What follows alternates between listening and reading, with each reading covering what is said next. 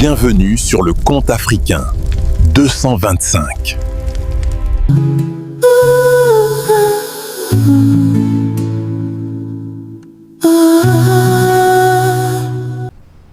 Patron, mes collègues commencent à soupçonner de notre relation. Que faire? Bienvenue sur le compte africain 225. Je dors dans la maison de mon patron chaque nuit. C'est un grand secret. Je m'appelle Aïssata, j'ai 25 ans. Je travaille dans un grand bureau en ville. Mon patron s'appelle Monsieur Koné. Il est le propriétaire de l'entreprise. Tout le monde au travail a peur de lui. C'est un homme strict. Il porte des costumes très chers. Il parle d'une voix forte. Quand il entre dans une pièce, les gens arrêtent de parler. Ils se tiennent bien droit, regardent leurs écrans, travaillent plus vite, de peur de faire la moindre erreur. Mais moi, je connais un autre côté de Monsieur Koné. Chaque jour, à 17h, le travail se termine. Mes collègues ferment leurs ordinateurs portables, prennent leur sac et parlent de leur projet du soir. L'une dit qu'elle va regarder un film. Un autre dit qu'il va dîner avec sa petite amie. Puis il me regarde. « Où vas-tu, Aïssata ?» demande-t-il. Je souris à chaque fois et je leur donne toujours la même réponse. Je rentre à la maison, je suis fatiguée. Ils me croient. Ils pensent que je vis seule dans une petite chambre. Ils pensent que je mange des repas simples, que je regarde la télévision et que je dors seule. Ils pensent que ma vie est normale, mais ils se trompent. Je reste après le départ de tout le monde. J'attends dans le hall de l'immeuble. Je regarde mon téléphone. Puis une voiture noire s'arrête devant le bâtiment. C'est la voiture de Monsieur Koné. J'ouvre la portière et je m'assois à l'intérieur. Il conduit. Il me regarde et sourit. Un sourire chaleureux. Il n'est plus ce patron effrayant. « Bonjour, Aïssata », dit-il. « Comment s'est passée ta journée ?» Je réponds toujours avec politesse et nous quittons la ville bruyante. Nous allons dans une grande maison dans un endroit calme. Nous cuisinons ensemble à l'intérieur et nous mangeons à la même table. La nuit, je dors chez lui. Tu pourrais croire que je suis sa petite amie ou que nous nous aimons. Ce n'est pas vrai. Je ne suis pas sa petite amie. Il a 55 ans, il a l'âge de mon père. Alors pourquoi je vis chez lui? Pourquoi j'y dors chaque nuit? C'est mon histoire. C'est une histoire secrète, une histoire de pauvreté et aussi une histoire de gentillesse. Pour comprendre ma vie maintenant, tu dois connaître mon passé. Il y a 2 ans, je suis arrivée en ville. J'ai grandi dans un tout petit village, très loin d'ici. Il n'y a pas de bureau là-bas, ni de gratte-ciel. La plupart des gens sont agriculteurs, mon père cultive la terre et ma mère est femme au foyer. Nous nous aimions beaucoup, mais nous n'avions pas beaucoup d'argent. Je voulais aider ma famille, je voulais leur envoyer de l'argent. J'avais un rêve. Je voulais un travail de bureau. Je voulais porter des vêtements propres. Je voulais être une femme forte et indépendante. Je voulais aller en ville et j'avais dit à mes parents, « Je vais travailler dur et je vais prendre soin de vous. » Ma mère a pleuré. Elle m'a serré très fort. Elle a dit, « Fais attention, Aïssata, la ville est grande et difficile. » Je lui ai répondu, « Je suis forte, je peux y arriver. » Je suis arrivée en ville avec un seul sac.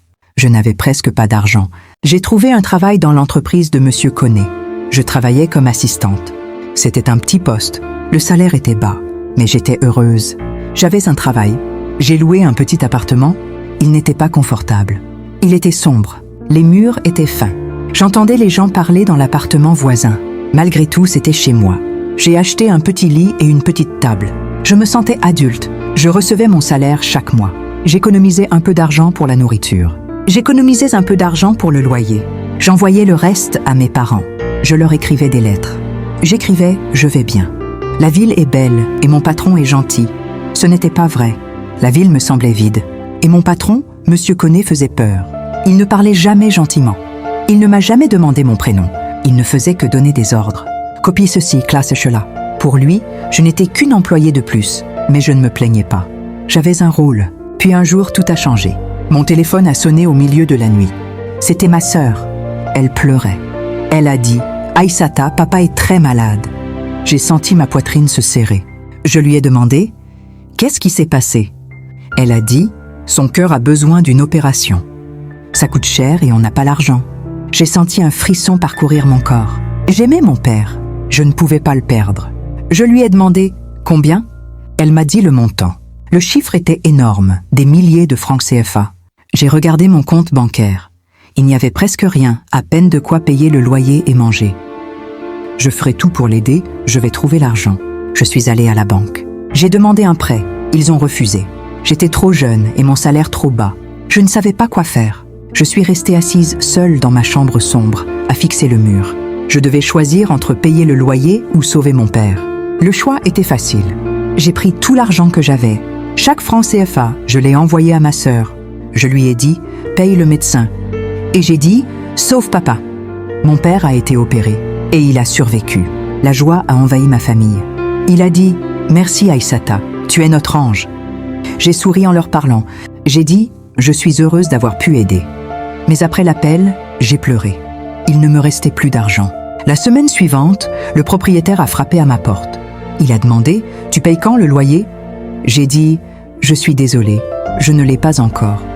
Mais est-ce que je peux payer le mois prochain ?» Il a dit « non, paye maintenant ou pars ». Je l'ai supplié, je lui ai dit que j'avais un travail. Il s'en fichait. Il a dit « c'est du business, fais tes valises ». Cette nuit-là, j'ai fait mon sac. J'ai laissé la clé sur la table et je suis partie. Je n'avais plus de maison. Je n'en ai parlé à personne. J'avais honte. Je ne l'ai pas dit à mes collègues. Leur vie était facile. Ils ne comprendraient pas.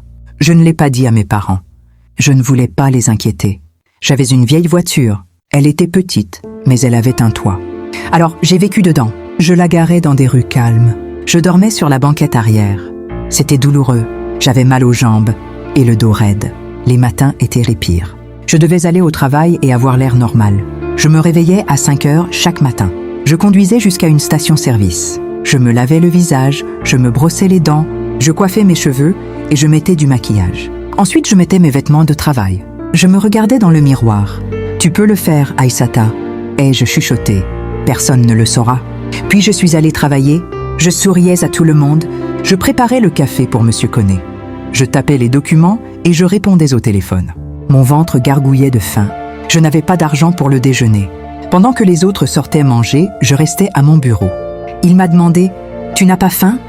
J'ai répondu « Non, j'ai pris un gros petit déjeuner ». C'était encore un mensonge. Je n'avais rien mangé. Je ne buvais que de l'eau. L'eau était gratuite. Ça a duré des mois.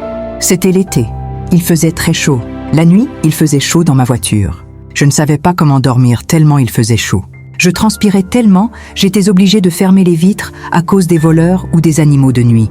J'étais toujours fatiguée. Mes yeux étaient rouges et douloureux. J'ai perdu du poids. Mes vêtements étaient trop grands. Un jour, j'ai fait une erreur. J'étais trop fatiguée, assise à mon bureau. Monsieur Koné m'a demandé un dossier. Je me suis levée pour aller le chercher, mais ma tête a commencé à tourner.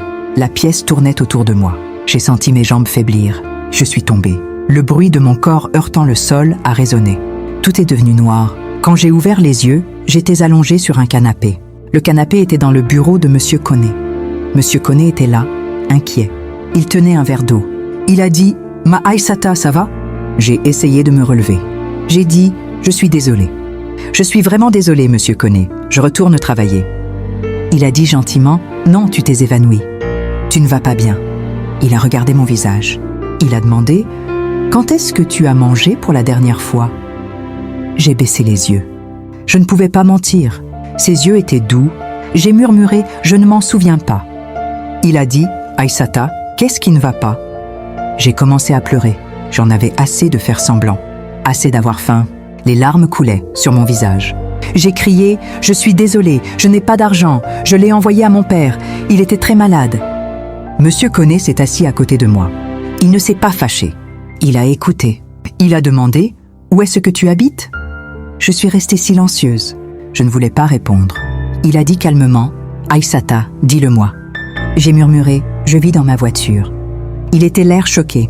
Il s'est tourné vers la fenêtre. Il pleuvait. La journée était froide et grise. Il a demandé « Tu dors dans ta voiture ?» Par ce temps-là, j'ai hoché la tête. J'ai dit « Ça va. » J'ai des couvertures. Il s'est levé et est entré dans la pièce. Son visage avait l'air en colère. J'ai eu peur. Je pensais qu'il était en colère contre moi. Je pensais qu'il allait me renvoyer.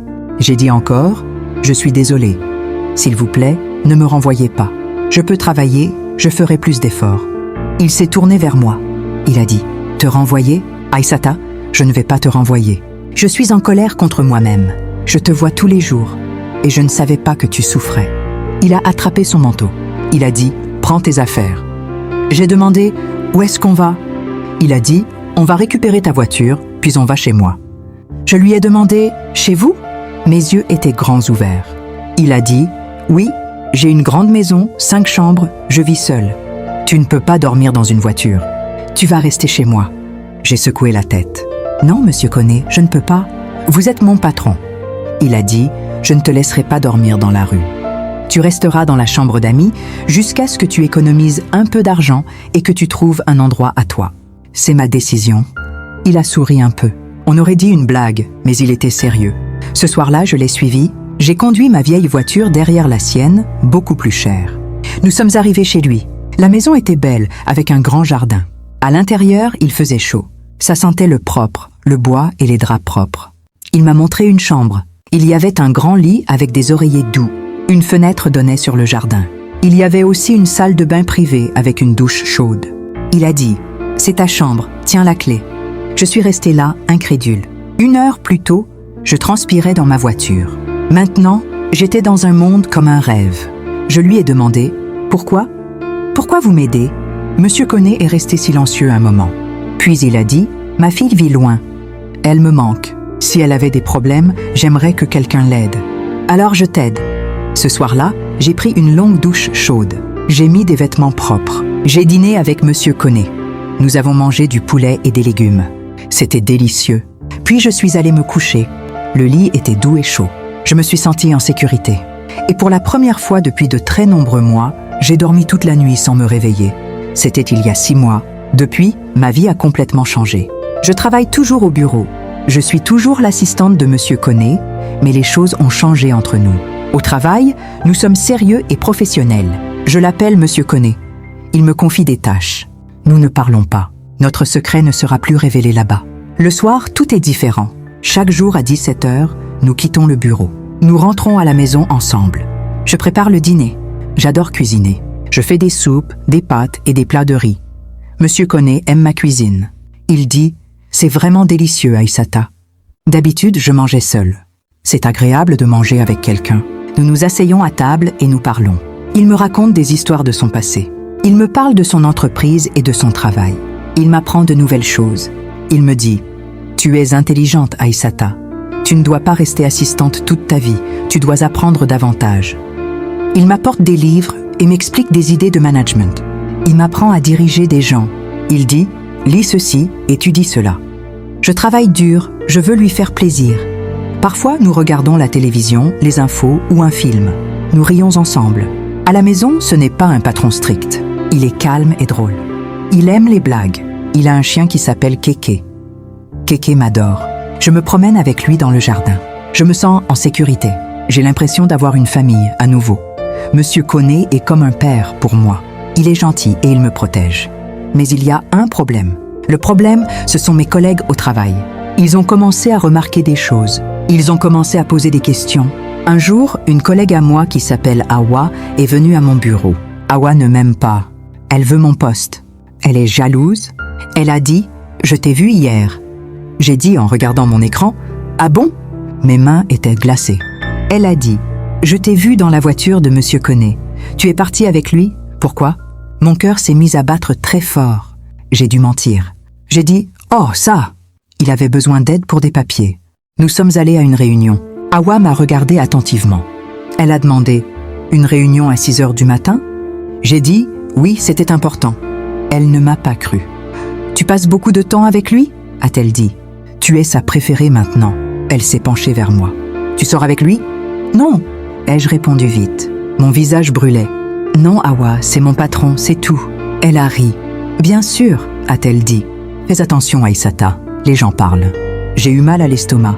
Les gens parlaient. J'ai entendu les chuchotements. « Tu as entendu ? Aïssata est avec le patron. C'est pour ça qu'elle garde son emploi. » C'était injuste. Je voulais crier. Je voulais dire la vérité. Je ne suis pas sa petite amie. J'étais sans abri. Il m'a aidée. Mais je suis restée silencieuse. J'avais honte. Je ne voulais pas que quelqu'un sache que j'étais pauvre. Je ne voulais pas qu'il sache que je dormais dans une voiture. Alors j'ai gardé ça secret. Chaque jour, les rumeurs empirèrent. Quand j'entrais dans la salle de pause, les gens arrêtaient de parler. Ils me regardaient et chuchotaient derrière mon dos. Je me sentais à nouveau seule. Je dormais dans un lit chaud la nuit, mais au travail, je n'avais pas d'amis. Un soir, je pleurais dans la cuisine de la maison de Monsieur Koné. Je coupais des oignons, mais les larmes n'étaient pas à cause des oignons. J'étais épuisée et stressée. Mon cœur était lourd. Monsieur Koné est entré et a vu mon visage. Il m'a demandé gentiment « Aïssata, qu'est-ce qui ne va pas ?» J'ai essuyé mes larmes. J'ai dit « Rien, c'est juste l'oignon. » Il a secoué la tête. « Ce n'est pas l'oignon. Assieds-toi. » Nous nous sommes assis à table. J'ai pris une grande inspiration. J'ai dit « C'est à propos de mes collègues au travail. Ils pensent que nous sommes ensemble. Ils pensent que je suis ta petite amie.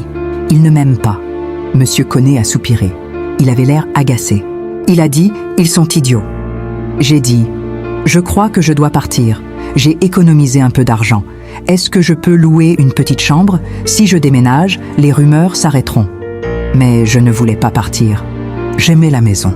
J'aimais me sentir en sécurité. J'aimais ne pas être seule. Monsieur Koné m'a regardé longtemps. Il a dit « Tu peux partir si tu veux, mais ne pars pas à cause d'eux. Ne laisse pas des imbéciles contrôler ta vie. Tu n'as rien fait de mal, et moi non plus. » Il s'est penché vers moi et a dit « On s'est aidés l'un l'autre. J'étais seule, et toi tu n'avais pas de maison. Nous sommes devenus amis, et ce n'est pas une mauvaise chose. » Il a posé sa main sur la table et a dit « Aïssata, tu travailles dur et tu apprends. Un jour viendra où tu ne seras plus assistante. Tu seras responsable. Tu leur montreras qui tu es vraiment. Ne fuis pas. » Ces mots m'ont donné de la force. Il avait raison. J'ai dit « D'accord, je reste. » Il a dit en souriant « Bien. » Le lendemain au travail, je me suis tenue droite. Awa m'a regardée et a chuchoté à une autre femme. Je n'ai pas détourné les yeux, je l'ai regardée et j'ai souri. J'ai dit « Bonjour Awa, voici ses rapports. » Elle a eu l'air surprise, elle a pris les dossiers et n'a pas dit un mot. À partir de ce jour-là, j'ai travaillé encore plus dur que jamais. J'ai tout appris sur l'entreprise. Monsieur Koné m'a fait confiance et m'a donné plus de travail et de responsabilités. 6 mois plus tard, il y a eu une grande réunion. Tous les employés étaient présents. Monsieur Koné s'est tenu devant tout le monde. Il a dit « J'ai une annonce à faire. Nous avons besoin d'un nouveau chef de projet. Ce poste exige du travail acharné, une bonne organisation et de la confiance. » Les gens ont regardé autour d'eux dans la salle. Il a dit « La nouvelle chef de projet, c'est Aïssata. » Un silence est tombé dans la salle, puis certains ont commencé à applaudir. Soudain, Awa s'est levée. Elle a dit d'une voix forte « Monsieur Koné, est-ce que c'est vrai? Nous savons tous pourquoi elle a eu ce poste. Elle vit avec vous. » Le silence est tombé dans la salle. Tout le monde me fixait. Mon visage est devenu rouge de honte. Je voulais disparaître. Monsieur Koné est resté calme. Il a dit « Oui, Aïssata vit dans ma maison. » Les gens ont eu un mouvement de surprise. Il a continué. « Elle vit dans la chambre d'amis. Et savez-vous pourquoi? » Il m'a regardé et a attendu. J'ai hoché la tête. Le moment était venu. Il a dit « Aïssata est arrivée dans cette ville sans rien. Elle a travaillé ici pendant 2 ans. Elle a envoyé tout l'argent qu'elle avait à son père malade. Elle a sauvé sa vie, mais elle a perdu son logement. Pendant 2 mois, elle a dormi dans sa voiture. » Tout le monde écoutait attentivement. Il a dit « Elle venait au travail chaque jour, affamée et transpirante, mais elle souriait et ne s'est jamais plainte. Quand j'ai découvert la vérité, je lui ai proposé une chambre. Pas parce qu'elle est une femme, mais parce qu'elle est un être humain. » Il a regardé la salle. Au cours des 6 derniers mois, elle a étudié chaque soir. Elle connaît ce poste mieux que n'importe qui ici. Elle a mérité ce poste. Il a regardé Awa. Quelqu'un a une autre question? Awa s'est rassis lentement. Elle regardait le sol. Elle a murmuré « Je suis désolée ». Après la réunion, mes collègues m'ont regardé autrement. Ils ne voyaient plus des rumeurs. Ils voyaient de la force. Ils voyaient de l'amour pour la famille. Après la réunion, des gens sont venus vers moi. L'un a dit « Je ne connaissais pas ton histoire ». Quelqu'un a dit « Tu es courageuse, félicitations ». J'ai souri. Cette fois, c'était un vrai sourire. Ce soir-là, je suis rentrée chez Monsieur Koné. J'ai dit « Merci ». Il a répondu « Tu le mérites ». Je vis toujours dans la maison de Monsieur Koné. J'économise mon argent. Un jour, j'achèterai ma propre maison. Je vivrai seule. Les dîners me manqueront. Le chien me manquera. Il me manquera. Mais je sais que nous resterons toujours amis. La vie est étrange. Parfois, les périodes les plus difficiles mènent aux meilleurs changements. J'ai cru que ma vie était finie quand je dormais dans cette voiture froide. Mais elle n'était pas finie. Ce n'était que le début. J'ai appris que ce n'est pas grave de demander de l'aide. J'ai appris qu'il existe des gens gentils. J'ai appris que le travail acharné a de la valeur. Je m'appelle Aïssata. Je dors dans la maison de mon patron, dans la chambre d'amis, et je suis fière de mon histoire. Si tu te sens seul en ce moment, n'abandonne pas. Si tu sens le poids de la vie, continue d'avancer. Il y a toujours de l'espoir. Il y a toujours un nouveau jour. Et peut-être, juste peut-être, il y a quelqu'un qui est prêt à t'aider. Tu peux le faire. Merci à vous d'avoir suivi cette histoire. N'oublie pas de liker et de t'abonner pour plus d'histoires inspirantes sur le compte africain 225. La prochaine fois, je vais prendre le nom des bavards et des absents.